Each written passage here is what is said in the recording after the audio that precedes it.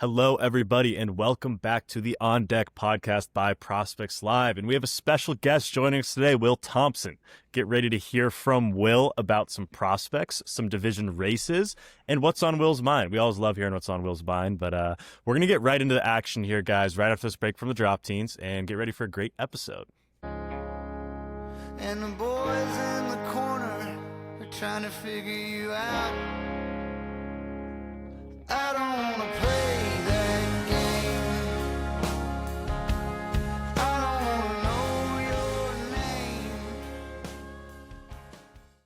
And here we have it, guys. We kind of have a prep sheet here that's a little bit all over the place. We're going to go through some divisional races that we think are exciting. We're going to talk about the Brewers a little bit, one of the most fun teams in baseball right now, and how they're doing this. Rhys cheating, maybe? I don't know.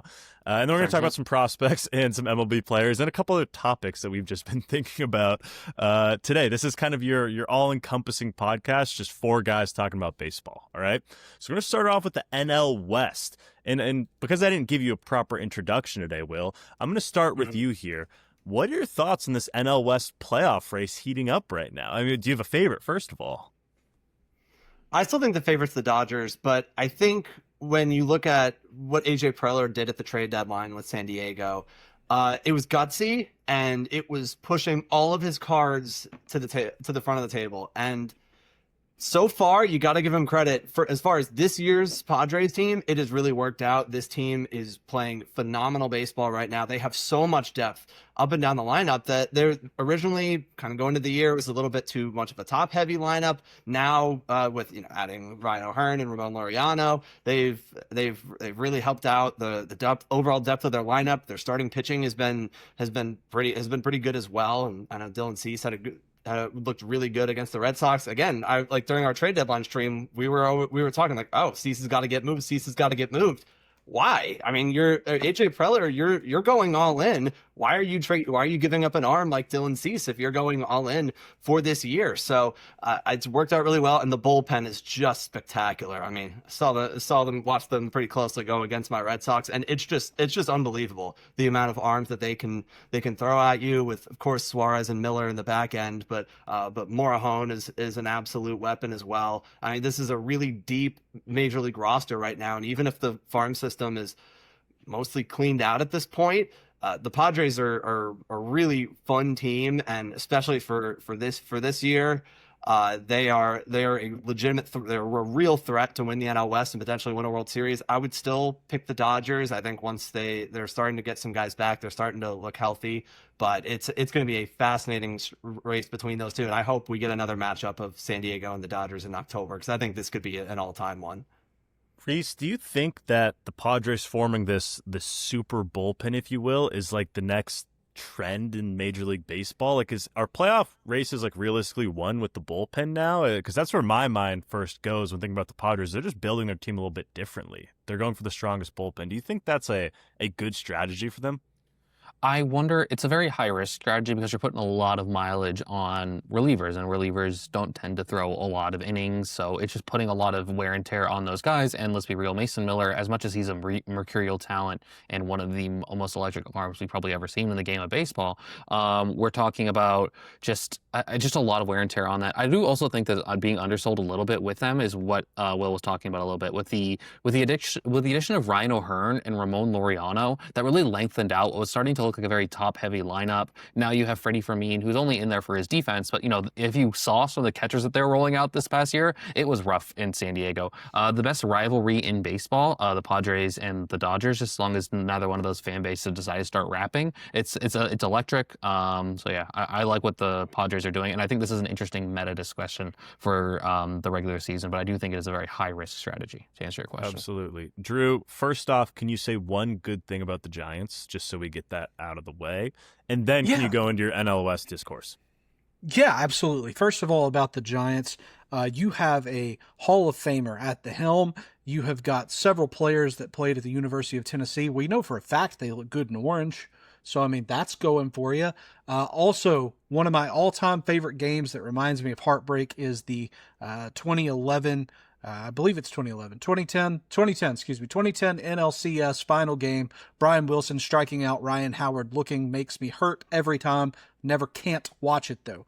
I think these guys have really taken, Nate, a lot of the major talking points I had, which is fair and honestly to be expected when you go third. I like the Padres. Man, the addition of Ramon Laureano especially, I think he just...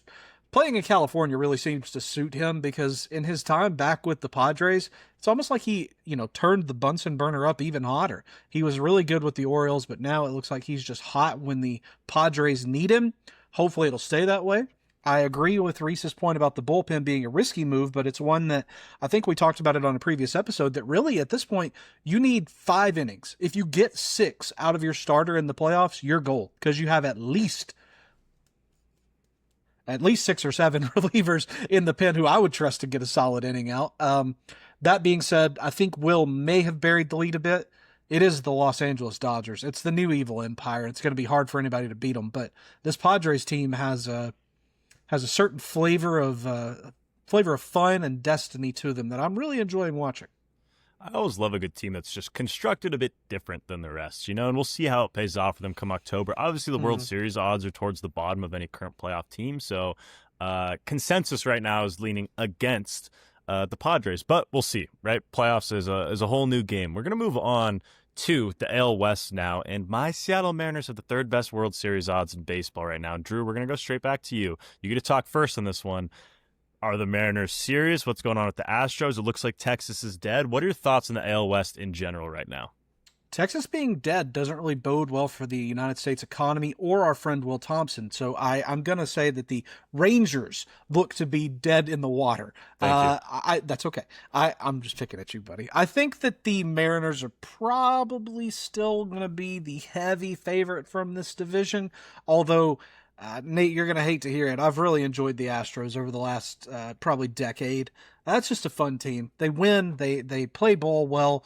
That being said, man, the Mariners are still really in it. And something that I'm really interested in noting here is that the schedules for the last half of the year, something I want to look at here. How many games the Astros and Mariners both play at home versus on the road? Because a very interesting note, both of these teams are 37 and 25 at home. Significantly better records at home than away. I mean, you would expect that, but it's just interesting that neither of them seem to have a clear advantage on the road where some of these very important games could be played. Absolutely. Rhys, to you. AL West, what are your thoughts right now? I think this is going to be one of the more fascinating divisional races because, we're looking at it, right? I'm looking at the standings. It doesn't look like there's going to be a lot of very interesting, the American League East, if we wanted to touch on that quickly. But yeah, I'm going to go with the Mariners. I think that the way in which they've been playing, I believe, they're 8-2 in their last 10 games. Everything's sort of clicking for them. The pitching's fantastic. Who would have guessed that Brian Wu would end up being the best pitcher of the bunch? Not me. Bryce Miller's going to be back soon. So, we're talking about a playoff rotation that, honestly, which one of these guys gets bumped to the bullpen is going to be a fascinating discussion because Brian Wu, George Kirby, Logan Gilbert, Luis Castillo, and Bryce Miller is absolutely a nasty 5-headed monster to get you through the regular season. And then the best 3 of those guys are going to be able to go and take it for you. And then, you have 2 guys bumping down into the bullpen. I'm in on what the Mariners are doing. The Astros, I think that they're doing stuff, I guess, but, I think Josh Hader just got hurt, so that kind of makes things a little bit up in the air. So I'm going to ride with the Seattle Mariners and ride with my boy Nate Thompson, or Nate Rasmussen. I combine the 2 of you guys. You guys fusion dance together, Dragon Ball Z style. That's Wow. me and Will's adopted son's name. Will, AL West thoughts. What are you thinking right now? So right now, I think the Mariners are the better team. I think I would peg them as a pretty comfortable favorite, and the reason I say that is, it cannot be understated how impressive the Astros, with the unbelievable amount of injuries that they've had, are in this position. So I'll start with that, but. Really, since the All-Star break, they've started to go downhill, and it's started to catch up to them. Ultimately, they have some good pieces, but you're running Taylor Trammell out there every single day. That's not Taylor Trammell is not playing every day for many playoff teams or any of them. So, and that's not a shot at Taylor Trammell specifically, but that's unfortunately the injury situation that they've had. And yes, I think when you look at the Astros starting rotation and say, okay, look, when Garcia comes back, it could be a lot different. I mean, when McCullers comes back, like, hey, like this rotation on paper looks really good, which is true. It does. But I am not going to, I don't feel comfortable betting on the Astros and guys who have been, especially starting pitchers who have been out for so long and you have like 3 guys coming off of Tommy John, and you're going to thrust them right into the middle of an AL West race, in a pennant race. It could work, and on paper, I feel a lot more comfortable with them potentially next year. With Valdez, I guess we'll see what happens with Framber Valdez, but I'm not really a big believer in what's going on with the Astros right now. And offensively, they need Yordan Alvarez back so bad, and if they don't have him, they don't really have much of a chance. And so they won a lot of close games in that streak, but I'm just not a big believer in the Astros. And the fact that Seattle has played so well, and for all the reasons that Drew and Rhys have mentioned, the other thing is Eugenio Suarez has not been very good since the trade to Seattle, and the Mariners have had no problem. They've had no problem at all. And Suarez is going to get going. And this Mariners lineup is just so deep. They have elite starting pitching, and maybe the bullpen top to bottom isn't awesome, but the back end is really good. So I think the Mariners, for me, are a pretty clear favorite in the AL West. It's an exciting time, man. I want to note that Bryce Miller just hit a fastball PR on a rehab assignment in AAA after coming off an elbow injury. How often does that happen? It actually makes me quite excited for what he could provide as a definite bullpen option, with that elite fastball. And then you have to think, like, George Kirby or Logan Gilbert, realistically, one of them is going to get sent to the pen. It'll probably be George Kirby. We saw him pitch in the playoffs against Toronto 2 years ago. But let's move on from the AL West. Let's talk about the most fun team in baseball, the Milwaukee Brewers. Isaac Collins looks to be the rookie of the year favorite in the NL now. Let's go to Rhys on this one. The Milwaukee Brewers, are you buying this? Do you think that that's a team that's built to win in the postseason, or is this just kind of like a fun regular season run? I think they're a team that's built to win in the postseason. They are so aggressive on the base paths. They take the extra base. They are smart and savvy on the base paths. They win away and they win at home. They're 42-20 at home, 34-24. That is a league best 34 wins on the road. They're 10-0 in their last 10 games. We're talking about, just like they're a pain in the ass to deal with because they, like I said, they take the extra base. They steal bags like nobody's business. They hit, everything's just sort of falling right for them. The rotation looks good, and they have guys getting injured. I mean, Logan Henderson comes up, and we're all excited and celebrating, and then all of a sudden he gets hurt.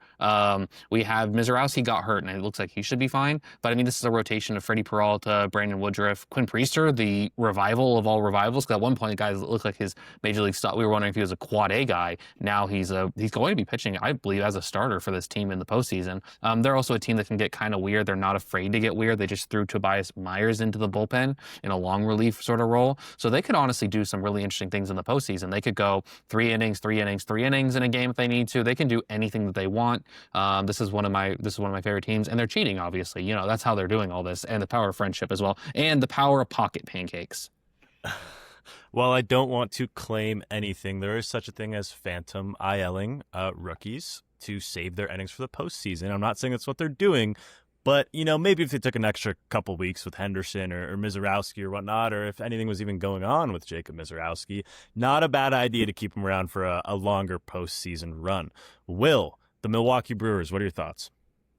Well, Nate, you mentioned the whole Phantom IL and the fact that the Brewers can now be very patient with a lot of their young arms down the stretch, because their lead has, with this 12-game winning streak as we record, it is ballooned their NL Central lead up to 8 games as we record. So there's cushion to work with. There's room to be patient, and I do believe for all the reasons you guys mentioned, but to talk about one guy specifically, I cannot believe what has happened with Andrew Vaughn. To me, it is the story of the year. What has happened with Andrew Vaughn, with going from one of the worst players in baseball with the Chicago White Sox, a little bit of a AAA stint where he was good in AAA, but he didn't light it up. He didn't light the world on fire. And all he has done since getting called up to the big leagues with the Milwaukee Brewers in 28 games is putting up a 185 WRC plus, and his strikeout rate is just 15%. Walk rate is up to 9.5% since the trade. You can look as far as his chase rate too. His chase rate with the White Sox this year before he ended up getting sent down and ultimately traded. With the White Sox in the big leagues, 36%. With the Brewers, 27%. So it is the improvements that Vaughn has made. And there was a lot of concern with when Rhys Hoskins went down. He was having a pretty good year. What are they going to do? Andrew Vaughn, the turnaround that he has had, and he has provided a lot of the power that the Brewers didn't necessarily have. And it has made them a really well-rounded team. They're so fun to watch. And they the way that they play the game the right way. Pat Murphy's an incredible manager, and they just do a great job. And the turnaround of Vaughn is just remarkable. Drew, any lasting thoughts? I know you have to go after these two genius babies before you, but do you have any thoughts on the Brewers? Yeah, don't just know that I'm keeping track of what you're doing to me here, Nate. I mean, Andrew Vaughn, as Will says, the story of the year. Kid comes out and says, "Until the day I die, Brewers, I'll spill my heart for you." That's an emo joke for any of you at home that are my age and know what's up with that song. It's funny because Rhys was talking about the guy we thought was a quad A guy and who has really turned the story around. And then Will, of course, just catches that lob for the alley-oop. And they're absolutely right. Andrew Vaughn, the story of the year. Something that I was really kind of digging into with Andrew Vaughn's stats the other day is that Vaughn is excelling at a career high in pulling the ball in the air more. So yes, as Will said, he is getting to more power, but he's doing it through just pulling the ball in the air. It's kind of the main kind of basis of batting that we're seeing kind of as a staple going forward is lift and pull. And Vaughn is doing that. We are seeing him kind of in terms of his max exit velocity a little lesser than in his career, but it's more consistent hard contact. It's a far better barrel rate than we've ever seen from him. It's a far better hard hit rate. I think that, I don't know, maybe Andrew Vaughn is just a guy, like I said, Ramon Laureano, California agrees with him. Maybe it's just the cheeseheads in Wisconsin that Andrew Vaughn just feels right at home. Who are we to judge? And I feel like we almost have to touch on Isaac Collins here. 28-year-old rookie who was a former Rule 5 guy, escaped Colorado. He's worth 3 WAR right now. Does anyone have, Isaac Collins, like the rookie, he's the rookie of your favorite now after this last crazy week. Like, where did this come from, and what's the realistic, long-term outlook for a guy like Collins? Oh man, I mean, he definitely is the rookie of the year front runner in the NL right now.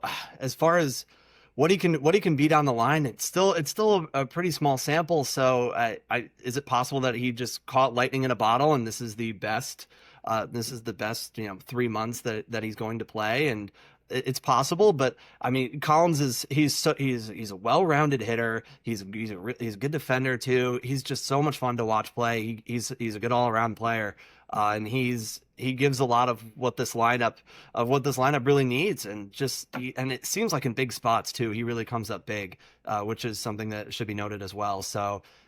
I'm not sure I'd go that I'm sold for like long term yet, but he's really impressive, and he's such an important part of this Brewers run, and among others. But Collins is just, what a remarkable story. The 28-year-old rookie is always a fun one, especially on the Linsanity year that he is having. Okay, guys, I got 3 prospects to talk about here, and I'm going to give each of you guys 1 minute to talk about each of these guys. So keep your eye on the clock, and we're starting with Drew. Nolan McLean. Drew, what are your thoughts? Just called up, starting on Saturday for the Mets. Yes, starting on Saturday for the Mets. The cool thing with McLean is that he has sort of leapfrogged several other Mets prospects. I think if you're listening to this show, chances are you're well aware of what Nolan McLean has done this year, and I'm not going to say it any better than the geniuses that I've been roped in here with, so I'll let them do that.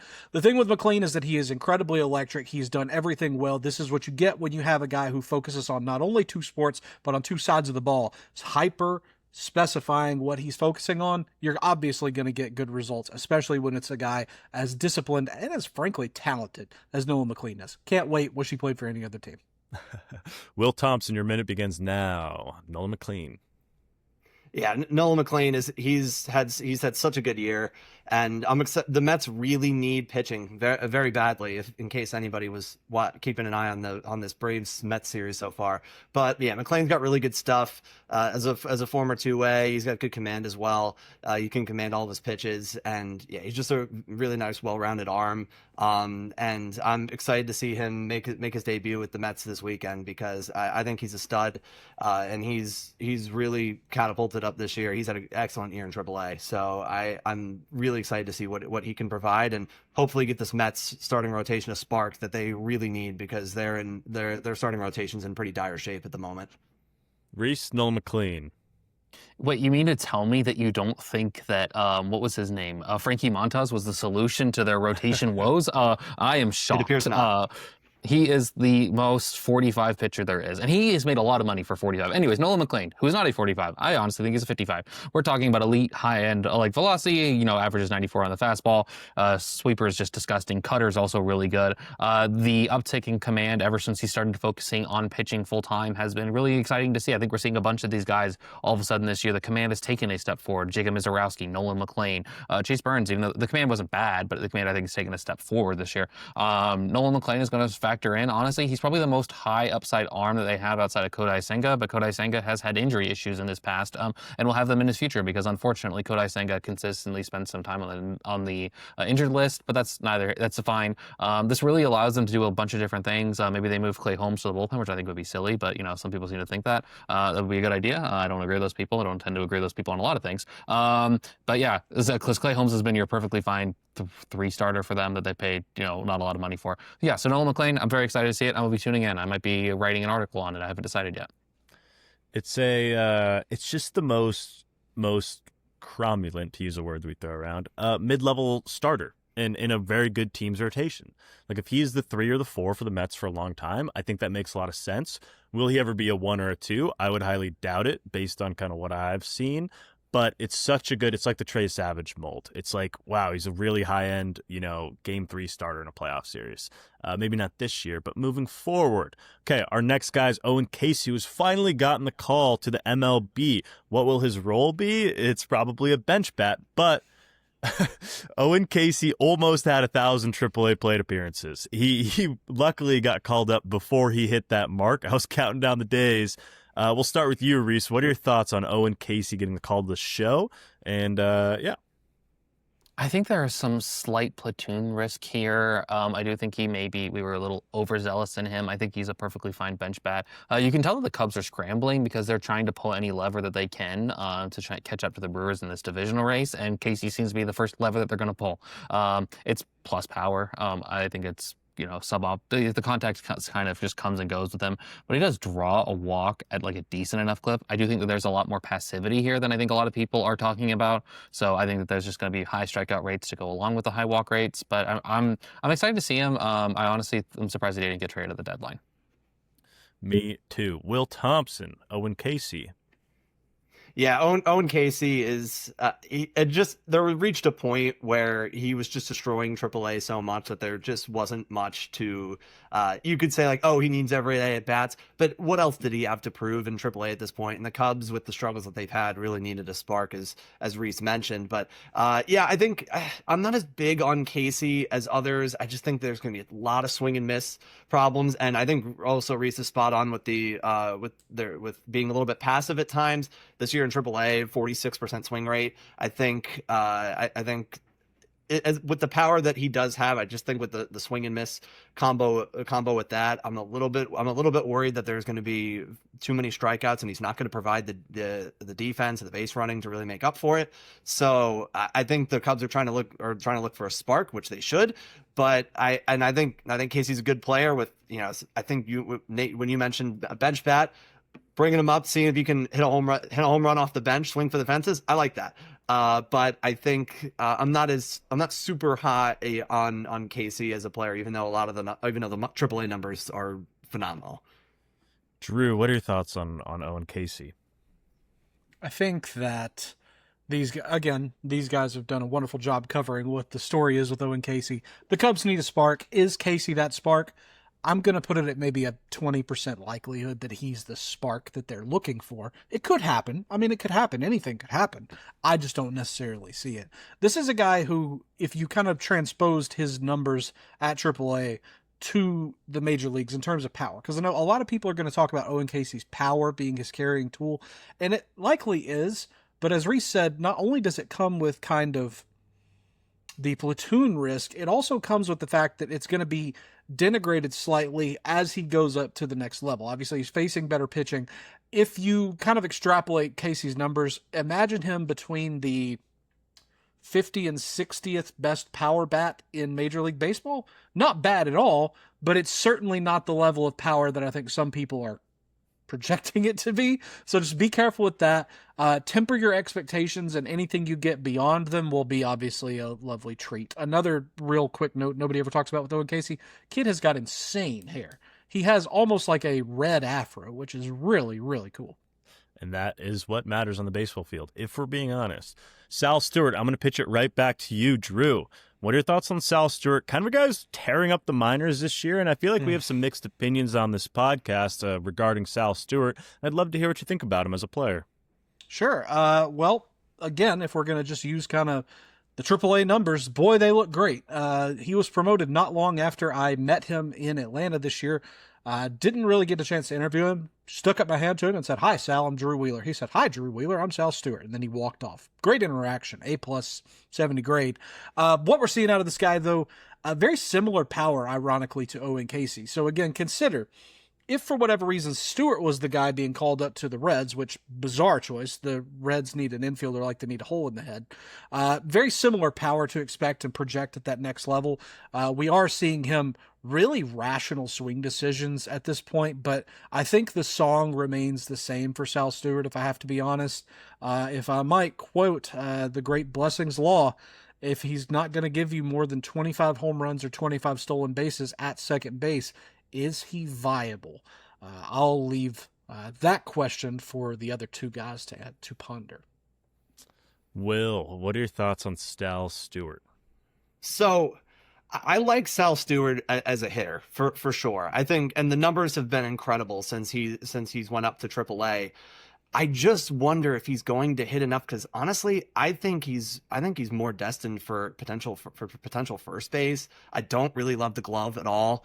I think, and he's been playing third. You know, the body isn't great, but so you kind of wonder how it's going to translate. But the bat to ball skills are potentially double plus. Like they're really, really good, and he's been able to hit for power. So I'm buying the bat. And I really do think he can hit. He's got it, and he's sneaky athletic too as well. You can run a little bit, but I do worry about the glove, and it's a very odd profile, a very odd corner infield type profile that I think he probably projects better towards. That is interesting for sure. It's definitely it's a unique profile.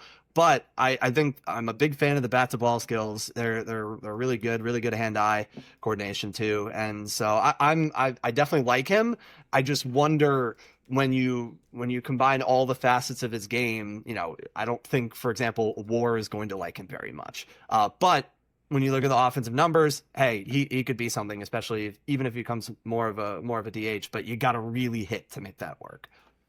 All right, Rhys, I'm going to let you off the chain here, man. Just go for it. Just do what you got to do. I think he has massive holes in his swing. I don't appreciate. I'm just joking, but I'm being serious about the holes in his swing. He really struggles with anything that's not like middle. He has a tendency to chase vertically inclined breaking balls out of the zone pretty often. Actually, we're also talking about a guy who will chase high fastballs, so it's not like he's not very good in the current meta pitching. And then he has struggles hitting things away from him. So I'm not a big fan of him. I don't see the top 100 buzz. I know he's performing well. I know he's close to the majors. And that's fine. And I know he's got good EVs. It's just not the sort of profile that I'm really going to die on the hill for, that feel like some people are. I'd rather have CJ Kayfus. I'd rather have a bunch of other guys, especially if I'm going to have a first base prospect. I'd rather have it's just not my thing. And I don't, and at second base, he's bad. And I mean, they need some infielders, because let me tell you, the Brian Hayes thing is probably not going very well. I can just imagine. I'm not even going to pull up the stats on that. Matt McLean has sort of taken a big step back. So that's their second base and third base situation. Spencer Steer's been really good this year. Honestly, a little bit underrated. Him and Abbott have been two of the more under-discussed players in all of Major League Baseball. So but I'm not a big, I'm never gonna pretend to be a big Sal Stewart guy. I never really have been. It's kind of like a first base only profile that I don't think has quite the power that I want from that position. And he might get into a little bit of power playing in that ballpark in Cincinnati, which is something, but that's not going to show up on WRC Plus or WAR. Okay, I have a question. I'm taking over this show because I want to. We're talking about a guy like Sal Stewart, Rhys. What's the difference between him and a guy like Michael Arroyo? And is Michael Arroyo a guy you can see on a top 100 list, or are those not your types right there? Because both of them are playing second base. Neither of them can play defense. Both very offensive guys. I need to probably bump Michael Arroyo down. I just don't. Him, Lazaro Montez. I don't care for DHs at this point. You have to be. Who's the last good DH prospect? Yordan Alvarez. That's kind of it. So yeah, maybe I need to bump Michael Arroyo down. I should view them very similarly, and I don't view them both very highly. I feel like in our conversations, you have made that clear, and that wasn't like an attack, like, oh, you need to move Michael Arroyo down. I'm a Mariners fan, and I just don't get it with Michael Arroyo or a guy like Sal Stewart because of that positional value. Drew, what do you got? I was just going to say the Bob Seymour erasure won't stand. He has 30 home runs in AAA. He had 3 home runs the Bob other day. Seymour is a Durham Bulls legend. You can't argue. He had a throng the other day, and that He was is pretty going cool. I hope he does really well in the KBO. Like, I just don't think there's ever going to be a chance for him in Major League Baseball. No, he's going to be like a rock star over there. I'm not saying this as like a derogatory thing. Like, he's going to go over there and hit like 80 home runs. Like, I really hope the best for him. Probably make a crap ton of money too. So shout out to Bobby Seymour. Okay, our last topic of the day is going to be one PCA. And I'm going to pitch it to Will for our longer analysis on PCA, as he is our guest, and then I'll give Drew and Rhys a second to talk about PCA as well. Will, what are we seeing with Pete at this point? The hype has died down. The bat is not as good. Did we see the best of PCA in his career already? Kind of give me your well-rounded thoughts. Okay, so the red flags with PCA, they're not a secret, right? And even when he was lighting the world on fire, it's one of the worst chase rates in baseball. He strikes out a ton, he whiffs a lot, but man, when he pulls the ball in the air, he's gonna hit for home runs. He's an absolute burner on the bases, and he's an 80 glove. So I think. Have we seen the best of him for his entire career? I think when we're talking about 2 to 3 month samples, I don't want to say that yet. And the reason I say that is because guys can get, PCA is extremely talented, and guys like that can get hot for 2 to 3 months. And so, no, I don't. And he's young, so I think there's a chance he could get back to that, but it's a really tough thing to do for 162 games. And I got to admit, I was in on it, and I was like, you know what? No one else has been able to do it, but dang it, man, PCA he's going to be able to do it, because he was just lighting the world on fire, and with all facets of the game was just dominating. And now I will say this, even with his struggles, and even if he does not get back to the point that people were talking about him as a potential, him and Shohei for the NL MVP, which he probably wasn't really that close. But there was talk, even if he doesn't get back to that, guys, he's still a phenomenal defensive center fielder. He's going to be able to steal bases. And yes, the strikeouts and the chase rates are scary. But I still think he provides a lot of value in different parts, in all the different parts of his game to make him extremely valuable. And he won't be this bad forever. He's still really talented, but I do think there's going to have to come a point where, you kind of move from the I swing at everything because I can hit everything type of mentality to, hey, if I'm going to put myself to the next level, I have to change. And I don't think that just because this is what he was doing this season, that he's going to be this way, that he's going to be chasing at a ridiculous 43 to 45% clip the rest of his career. I think he's probably going to have to sit down and say, hey, how am I going to maximize the talent and the tools that I do have? And it's probably going to have to come with being less aggressive at the plate. I do think he can make those adjustments, but there's no doubt that his month of August has been just horrific. But he does a lot of other things well to make him really valuable. But on the offensive side, it's definitely been a really rough go of it lately. And it's not a coincidence that PCA and Kyle Tucker have really struggled recently, and the Cubs have gone straight downhill. Researcher, do you guys have any contentious points in there, or are we okay with Will's synopsis on PCA? I just want to, the only contentious point I have is it's like the Tobias Funke meme, right? Where he goes, well, does it work for those people? And we're talking about the plate approach, right? With PCA. And it says, did it work for those people? And he says, no, it never does. I mean, these people somehow delude themselves into thinking it might work, but it might work for PCA. And that's not to pick on Will. I honestly thought that there was a chance that PCA could also do it. But, these guys that are just swinging 60% of the time and chasing 40% of the time, it just never works. Like, it never works for an extended period of time. I mean, we saw Javi Baez. He would have extreme peaks and valleys, right? When he was good with the Cubs. So the PCA thing kind of has shocked me with how much. I knew he was going to fall off. I just didn't think he was going to fall off to this point. Absolutely. Drew, all good with that? Yeah, definitely. I think just kind of to piggyback off of what Rhys said, the number one thing that needs to be said about PCA is that I get so sick of everybody living, and this is with anything in the modern world, but PCA is a great iconoclasm of that, is everything has to be black and white with people. It's either PCA is awesome or PCA is trash. You can't ever be PCA is having a bad month. Like the same people that are sitting here saying Julio is awful would have said that in the first 2 months of the season have missed the last season just because you wrote him off then. Baseball players are not machines. We have to remember that this is a human game for that reason. When it's Android baseball, I'm going to stop caring. People go through things and struggle at the plate. The real thing with PCA, to kind of bounce back to what Rhys is saying here, is that he's going to now have to make the adjustment. As Will said, he's going to have to decide whether he wants to be a situational hitter, not in the sense of hitting in a various situation, but he himself choosing what situations to hit in, being more selective at the plate. But the fact that everybody wants to make this such a black and white, he's bad or he isn't thing really disgusts me, because we've seen PCA be an MVP candidate this year. And if you want to pretend he hasn't, you're just lying to yourself. Is he going to be that long term? Probably not. Maybe never again. But to say he's a bad player is just kidding yourself. That's all I have to say.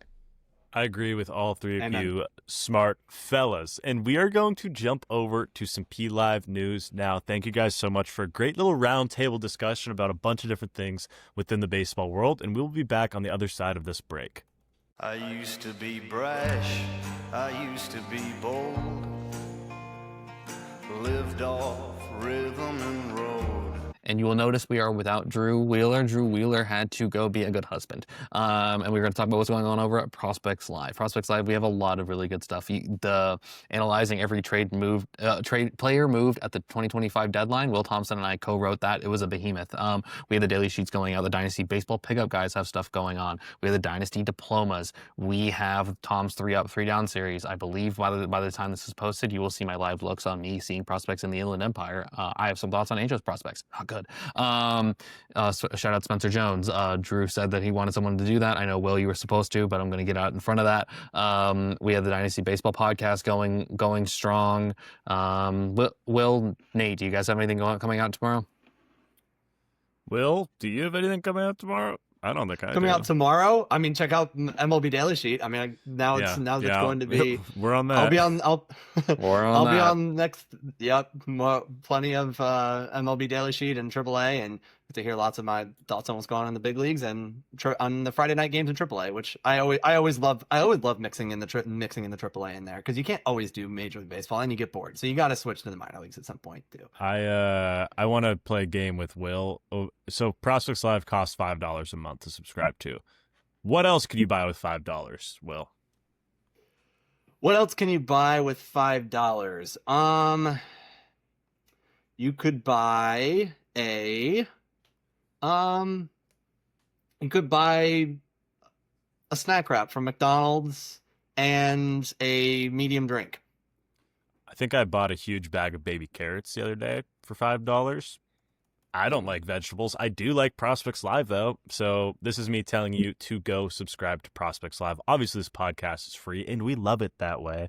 But guys like me, Will, and Rhys and Drew, we write some pretty cool things, too, over on the website. And with that, Drew, what is on your mind? Sure. I want to talk about chewing gum flavors because that was the topic assigned to me. You don't need to know about that, though. Guys, really quickly, talking about chewing gum. I think everybody's mind originally was going to go to like mint, peppermint, spearmint, and those are great. Obviously, you want to freshen the mouth up. I like doing that. But I had some weird flavors that I liked as well. I did want to call out two in particular. I really like, my wife really likes Polar Ice Extra. She really likes. So obviously I like the taste of that because she's chewed it forever. And then really random gum. My question to you guys is, have you ever tried Trident Splash? So obviously those are like hard shell pieces of gum that when you bite into it, like little burst of flavor comes out as well. It's almost like a gusher, but gum. But it's strawberry with lime. And I know what you're thinking. Gross. Strawberry flavored gum. It wasn't the best for keeping your breath fresh, but it did taste good. So maybe that's just me being chunky saying that, but this is what's on my mind, not yours. Will, what's the weirdest flavor of gum you like? Weirdest flavor of gum I like. I don't know if I like a lot of. Is green apple like a weird one? I think that sounds Like- good and fresh. Like I kind of like that. So I don't know. I'm not sure if that falls in the weird category, but I do kind of like. I always sampled all the Big League Chew flavors. As They're all kids bad. do. I mean, they aren't great, but I think green apple I honestly kind of like. So I don't know if that applies. I get the why there. Nate, best flavor of gum. I've always been a mint guy.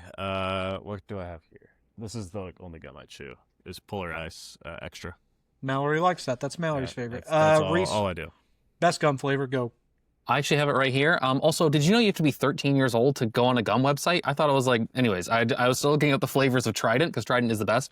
I'm a big Trident Mint Bliss. That's my flavor of choice if Trident wants to sponsor me. I don't like Big League Chew, and I don't like the ones that squirt out at you. I'm not a big fan of that. Not a big fan of like having to like endure that sort of that sort of torture. Yeah, I get it. And good flavors. I need to try yours. Mint Bliss. And Nate, thanks for the suggestion. And thanks for asking what's on my mind, Rhys. All right, fellas, we're jumping into the big heavy hitter. We're doing the draft. Obviously, there's some sort of draft, and it feels like that's my topic.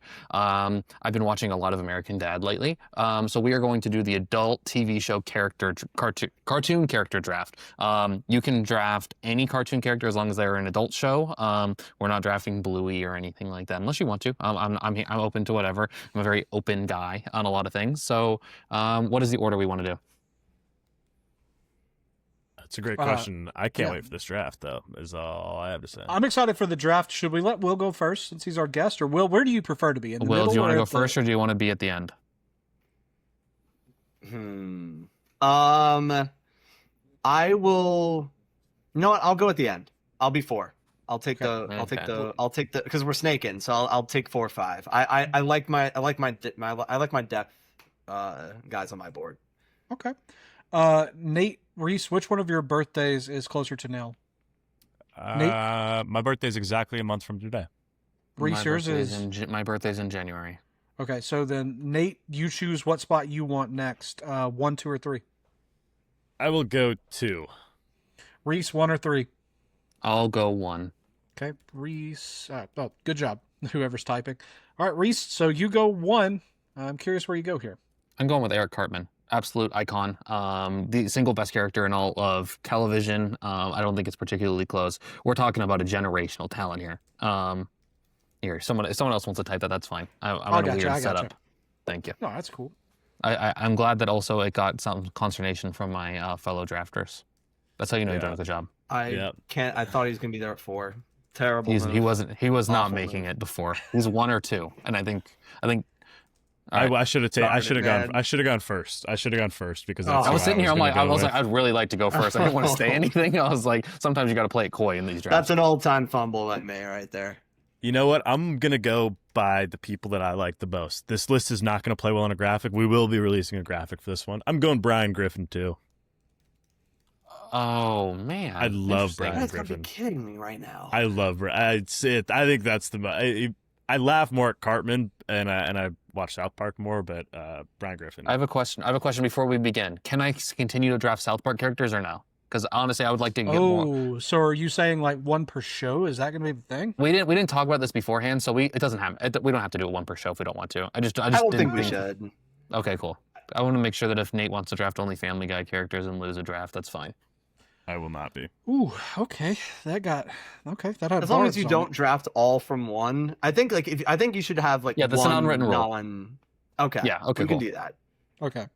I'm going to take one of my favorite characters. You guys have seen the thing on social media where it's like name 4 characters that like are most like you or whatever. This is a guy that's always on there. It's Bob Belcher, the funniest and sweetest man in animated television, the best dad in animated television. Fight with somebody else. Will, you're up for 2. Okay, so I think my what order do I want to go in? You know what? It doesn't matter. I'll just do it to the top of my mind. 4th overall pick. I'm gonna go Peter Griffin from Family Guy. He's just absolutely hilarious. Very relatable person. I love when these adult comedy cartoons that just relatable people, and Peter Griffin is one of them. So I'm gonna go Peter Griffin, and then for my 5th pick, I am going to go with Mr. Mackey from South Park, because his whole MK is the funniest thing.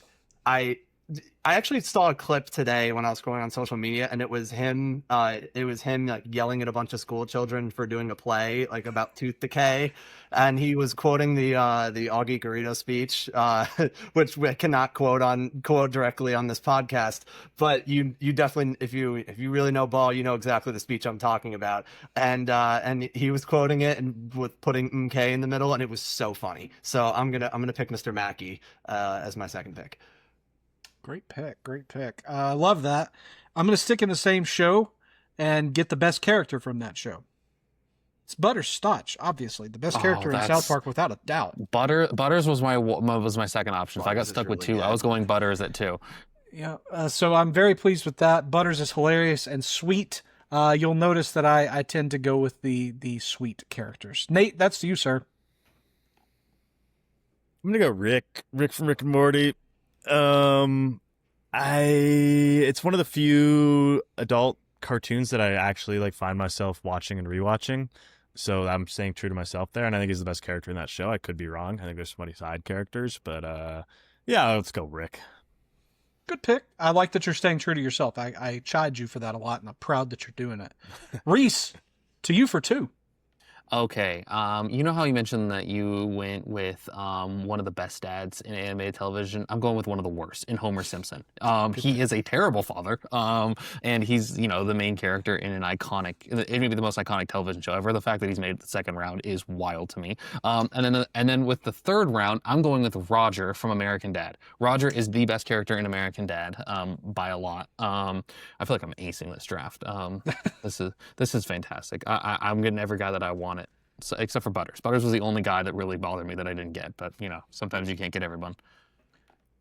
Okay, Nate, I'm going off the board again, guys. I'm going Bender from Futurama. Bender was on my board. Bender's I love fantastic. Futurama. That might be my favorite cartoon ever. I watched it with my brother growing up. I rewatch it often. Bender is absolutely hilarious. I hope they don't bring it back. I don't need to see a rerun of Futurama. No, it's so funny. It's so funny, and like, I don't know. It feels different than these other shows, though. Mm-hmm. Guys, I'm at a weird impasse because I have 3 names have been taken off my board, 2 of which by me. So I feel really, really good here. I do not know where to go at all. I think I'm going to stick with another of my favorite characters and also spread the love to the shows. I'm going to go with Bobby Hill, who is probably the best character from King of the Hill.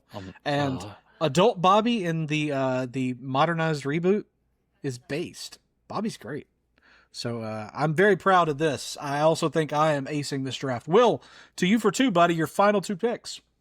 All right, I think my first one's gonna be Stewie. I'm gonna pick 2 guys that are very similar.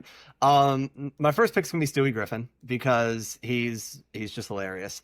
And just the whole idea that no one else can understand him, and just the funny stuff that he says is just incredible. It's one of the best things in comedy. So I think Stewie Griffin, and then I'm gonna go a little bit off the board with South Park, and a guy that I absolutely, I shouldn't say a guy because he's a child, but I love Ike.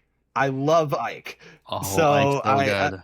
Ike is one of my favorite side characters. The fact, and shout out to all the Canadians that we have at Prospects Live. I hope you guys like Ike too, because the fact that he's Canadian and just the funny stuff that he says like in his little baby voice is hilarious.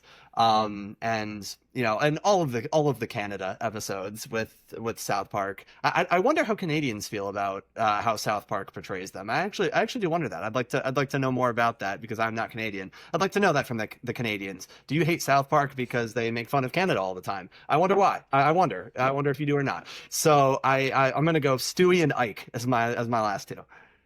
Like that a lot. The children. That's Yes. a good call. Good call. All right, I'm going to pitch it to the three of you. Whatever gets the most votes is what I'm going to go with. Should I pick a character that I relate to more or that makes me laugh more? Laugh. I'll say laugh too. All right, so Let's I'm going to laugh, go love. to The Simpsons. The character, if I had picked the one that I relate to most, Lisa Simpson, without a doubt.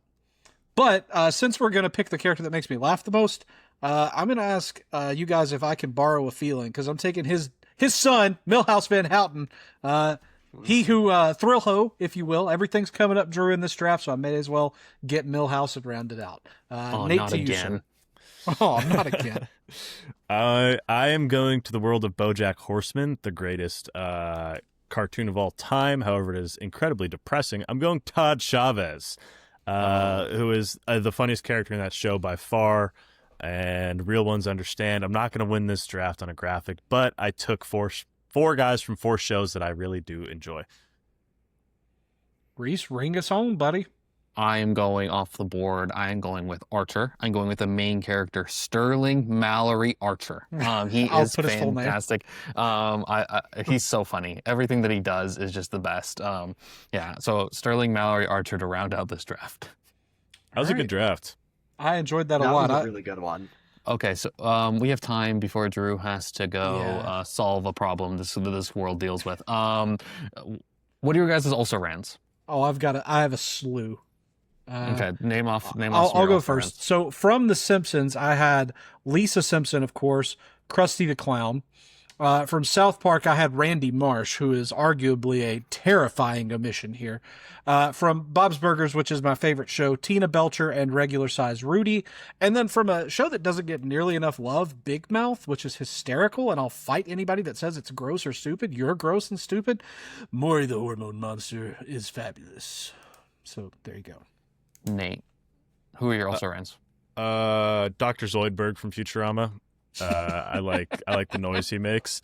Abu from The Simpsons was almost my 4th round pick. And then Patrick from SpongeBob. I know it's not an adult cartoon, but it's kind of an adult cartoon. It touches on adult topics. Yeah, I think a lot of the SpongeBob characters would crack that list for me. I think Randy Marsh is such a good one for South Park as well. And I'm trying to think. There's I also kind of like Wendy, honestly, for South Park. I think she's funny, and I think in like a low key type of way. And then her song, I'm sorry to quote very specific South Park things, but her tryout for the boy band and her song. If you like South Park and you don't know what I'm talking about, go look it up. It's one of the best moments in the show, I think. My also rans, the only guys that were left on my board was Stan Smith from American Dad. He's fantastic. And Chef from South Park. I can't believe that Chef didn't get picked here. Really good. Chef is really good. I don't think he's as good in the more recent seasons, but the how he sings to the children in the first couple seasons is fantastic. All right. Before Drew has to go solve a world problem, let's talk about Will, what is on your mind? Because I'm fascinated. I think Drew wants to be here for this one. Okay. Very much. So to directly quote the prep sheet, my what's on your mind is Farmageddon at the Big Potato. Now, since my last rant about college football or about college sports and expanding the playoffs and all that, I'm a huge college football guy.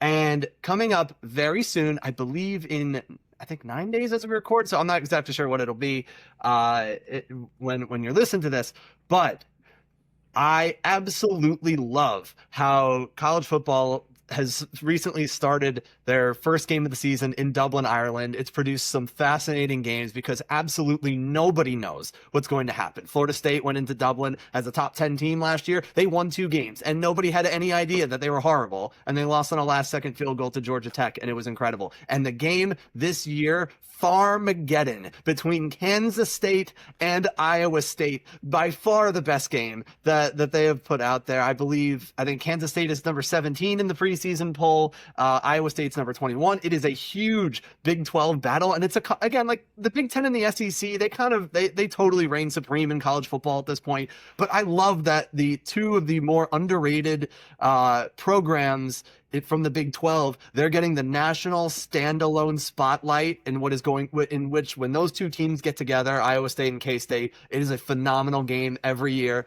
at the Big Potato in Dublin, Ireland. So I cannot wait for this football game. It's basic, and the Week 0 slate isn't really great outside of it, but I cannot wait for that ranked matchup to lead us into what is going to be an amazing college football season. I can't wait. So we got to lock into Farmageddon, K-State, Iowa State. Lock in. It's gonna be a great football game. I had no idea this is what you meant. Big I thought there was potato. I thought this was like something going on in Idaho. I had no idea. I asked if it was like some sort of adult thing. No judgment. We're a positive podcast on this part. Yeah. So I'm glad that we found out what the Farmageddon at the Big Potato was, because I would have never guessed.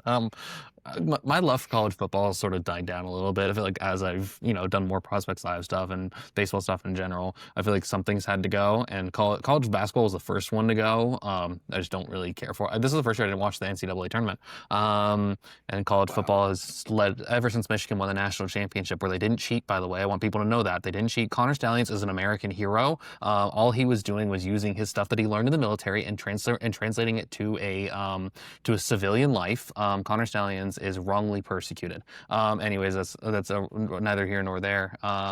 Let's round this out. Nate, what is your what's on your mind? My mind is what's on my mind. Me and Drew gave each other prompts today because we couldn't think of anything. So Drew asked me what my least favorite movie is, and I pulled up my Letterboxd. Okay, my least favorite movie by rating is the movie Neighbors. I thought it was a bad movie. That's the Zac Efron comedy where he lives next to a frat house. I thought that movie was dog. My second least favorite movie is Star Wars: The Rise of Skywalker. Oh, That one pissed me off. I'm such a Star Wars guy, and I thought that was when everything went very, very far downhill. I don't know if you guys are Star Wars people, but I'm a massive Star Wars guy. I think they just brutally messed up that movie. And that was the last in the series, if I remember correctly. So many plot holes throughout that whole new one, and I don't understand. This is why you don't make 9 movies in a series, because you're going to create plot holes because you're filming. And you don't change directors. It's ridiculous. For 3 movies, 3 different directors. It's really bad. It's really, really bad. And then, yes, Drew? No. I want to hear your third lowest ranked, and then we can get into Star Wars really quickly. My third lowest ranked is the Chris Pratt Jurassic World.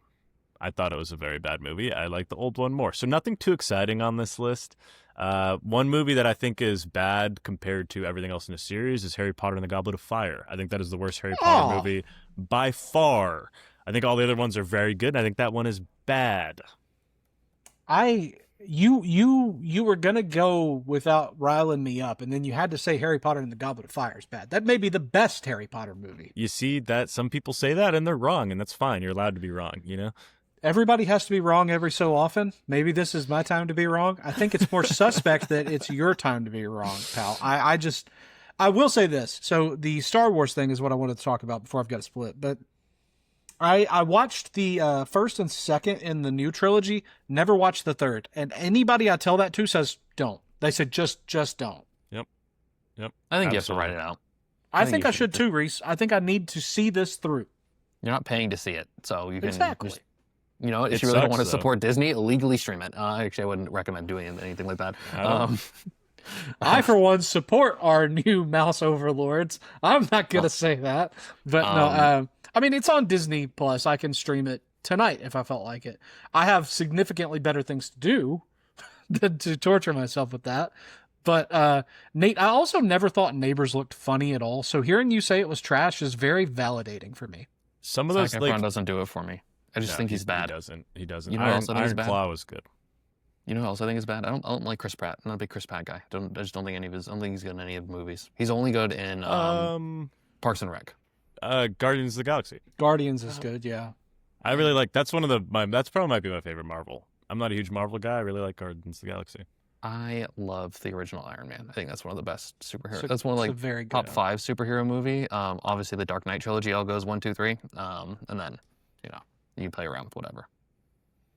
You have any movie takes, Will, before we round out this?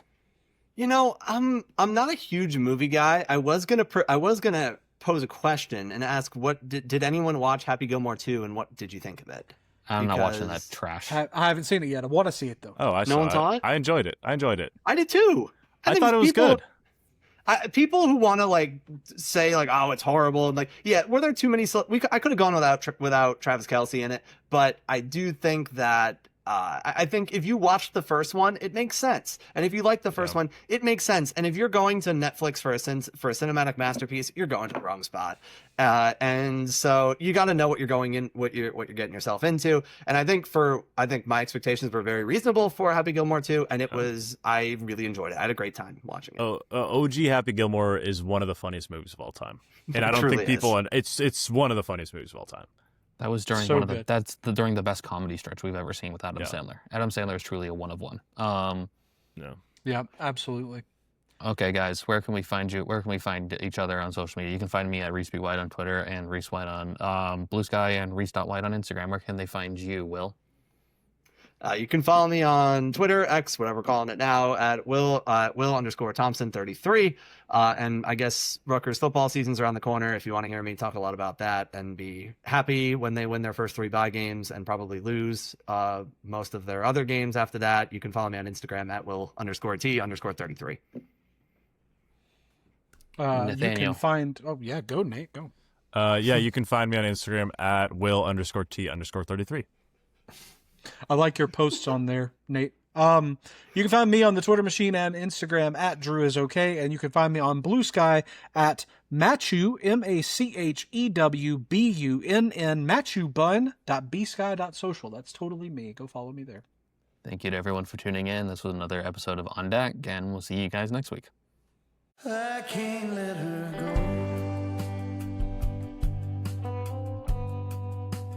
I can't let her down. As the last song fades and the lights die